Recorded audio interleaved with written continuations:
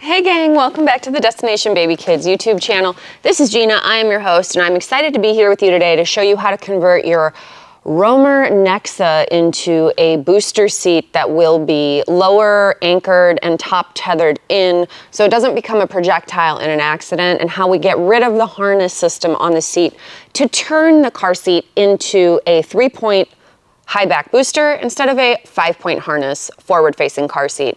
Now, before we get started, this video in no way substitutes for the instructions that are in the manual of the car seat. You absolutely need to read both your manual for your car as well as your car seat book instruction manual. So I cannot stress strongly enough that I am not superseding instructions here. This video is just meant to be a visual aid in addition to using your car seat manual, okay? So I am not the end-all be-all authority. You are responsible for the safety of your children. This is just an additional aid in addition to the manual of both your vehicle and the car seat. Okay, so now that we've said that repeatedly, explicitly, let's talk about how we would go ahead and alter this seat to be in a booster mode. So remember, with this seat for a booster seat, kiddo has to be at least 40 pounds. Let's presume they're closer to 60 or 70 pounds. Let's say 60 pounds just because like the thought of a 40-pound kid in a booster makes me want to cry.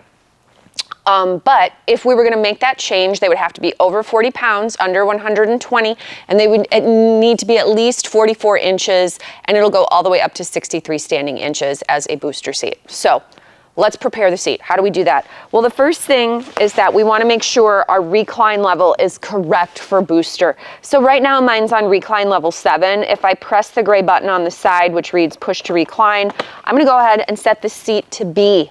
B is the only acceptable setting for a booster seat on this seat. So if you were like, but it had 8-position recline. Yeah, it doesn't have 8-position recline as a booster. As a booster, it's just 1 position. Now the other thing that we're gonna wanna do is go ahead and loosen our top tether. And we're gonna undo that. And just get that sort of tossed over the back of the seat. We're not gonna set it up immediately, but we want it to be there to remind us to do that step. So the next thing I would do is I would lengthen the headrest up. We're gonna fold that piece down. And then what I would do here is go ahead and open up the monster mouth with the little pinchers that are on the front of the seat. So you lift up the seat panel. There is a gray set of pinchers in there with arrows. You pinch your fingers together, and that will enable you to lift up this guy.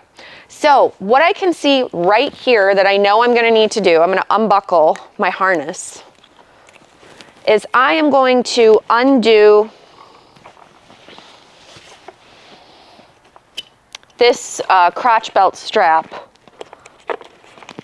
by pulling this piece and twisting it to come up through so that I can fully take this guy out. And maybe I'll be more successful going under the seat and taking it out that way, because that is a tight deal. There we go. So I was able to remove my crotch belt piece. Now this needs to go in a drawer or someplace where I'm not going to lose it. I do think they actually show it going sideways down there somewhere. I don't know. I'm going to put mine in a drawer because I didn't bring my book today, unfortunately, but we'll hide that somewhere just for now. So we don't want to lose it. Now the next thing that you're going to do with the seat, let's reopen that. And the next thing that I think you should do is undo your lower anchors. So those are hiding in the back of the seat on the interior. Now again, I don't prefer using lower anchors for when we're actually using this car seat as a 5-point harness, but using these lower anchors as a placeholder doesn't bother me. Meaning, like this type of anchor can be horrible to do and undo.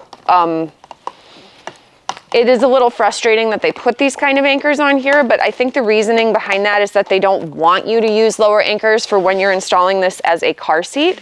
So right now we're installing it as a booster seat, so we're not asking the lower anchors to actually hold our child in place in an accident. We're just asking the lower anchors to hold the car seat in place when there's no kid sitting in the seat. So this will become more apparent once we go ahead and hook this up. So I'm going to run these through my forward-facing belt path on each side. And I will go ahead and attach the lower anchors to each side of my vehicle. And I'm going to make sure that this strap isn't twisted, even though, again, it's not really acting as a real thing for holding the kiddo in the seat. It's just going to prevent the seat from going all over in an accident. So I'm going to tighten this. I'm not going to go crazy with tightening it because when I close this piece, it's actually going to tighten this whole system in quite nicely. So now the seat's not moving, so that's correctly done. And why I've left a little bit of slack on this guy is that when I want to remove this from the system, not having it pulled in within an inch of his life will make undoing that style of latch easier versus the red push button latch. So we've got that hooked up. Now, what we are going to need to get rid of is this 5-point harness piece. So what does the instruction manual say to do? Let's fold up this guy here, so hopefully you all at home can see a little more clearly. And then I'm actually going to undo this lower portion and pull it forward. So hopefully it's visible here that there is this gap in the seat right here. And what they ask you to do is to click, and the other thing that the book said was make sure you have at least some, like about that much of this tail hanging over. So we don't want a ton of tail, we want just like maybe a handful of tail, but that's what the instructions said to do, so we'll see if that's right. They asked us to unvelcro these guys, scoot the chest clip up, and then each one of these buckle pieces, they want you to cover with the shoulder belt covers. So again, I have not even practiced this once. This is doing it blind here for you all. Doing it blind means I have not practiced it, but we'll see if this seems like a good idea or a stupid idea. So now what they want us to do is to find this gap here and to shove these pieces into this gap so that they are out of the way of the kiddo and they're not like pressing on any part of their back. So that actually fit in there pretty well. I'm going to go ahead and tuck this guy all back together. Then I have these pieces right here, these Velcro tabs. Because we're doing a booster, we're going to go ahead and pull this component up and hook up these tabs to each side. Because in booster mode, this lower butt pad always is up. And then now we can tuck our bib component back down. But we're not finished yet. I'm going to go ahead and cover that guy up. So now it's nice and easy. And then what we're going to do is we're going to make sure that we hook up our top tether. Because it does state in the book that if we're doing the lower anchor, we should also do the top tether to prevent the seat from becoming a projectile in an accident.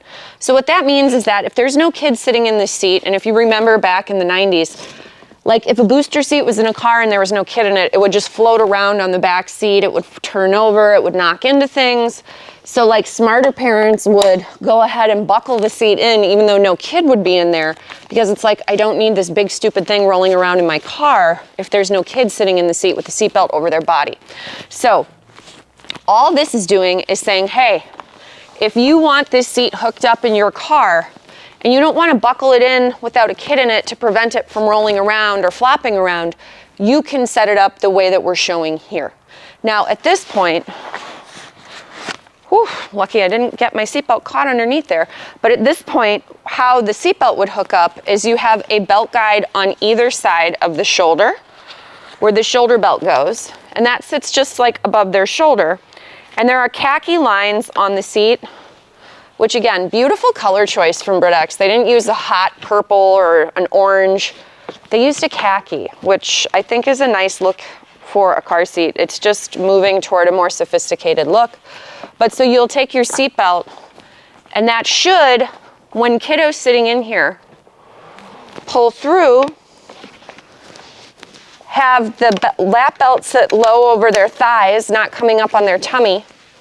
And then we have this headpiece fully adjustable to the different heights that it would need to be to sit correctly across their body. So this is installing a booster seat mode, getting rid of the harness on this car seat so that you can use it for a booster up to 63 inches or 120 pounds, high back booster. And again, benefit of high back booster is that we have the bike helmet foam around their head. If there's glass that gets shattered on the side, it's covering face and body up from scarring. Also, when you're turning, because this is latched in, the seat shouldn't flop over to the side. And a high back booster also provides the benefit if your kiddo falls asleep while you're driving, they're not going to slump over like they would if they were using just a lower component of a booster seat. So some people are fond of the butt-only boosters. I generally don't like them as much because here they just get a lot more support, especially if they zonk out on a long car ride. They're going to be better supported to keep their body upright, which is just generally more useful. Okay, hopefully that was helpful. If you have questions or comments about this Romer Nexa All-in-One seat, feel free to leave them below. If you're curious to buy one, head on over to my website, destinationbabykids.com. I have this seat on there. You can check out the other colors. We would ship free right to your home, provided you're in the continental US. And again, happy to answer any questions I can for you, but it's a very cool seat and a very easy installation for backward, forward, and booster. So very, very happy with this seat. All right, guys, thank you so much for watching. We will see you in our next video.